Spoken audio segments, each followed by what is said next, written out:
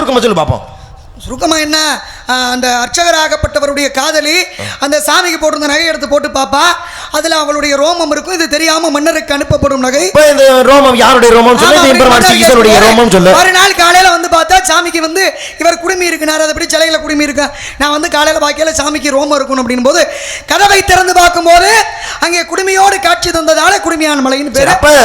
சாமிக்கு பேரு கூட சிகாநாதன். பக்தனை காப்பதற்காக தன்னுடைய தலையை தானே குடுமி வைத்து காட்சி தந்தார். இன்னைக்கு குடுமியான் மலையாக ஒரு ஸ்தலம் உருவாச்சு, அப்படித்தானே? ஆனா ஒரு பெண்ணுக்காக சிவலிங்கமே சாய்ந்து கொடுத்தது. எங்க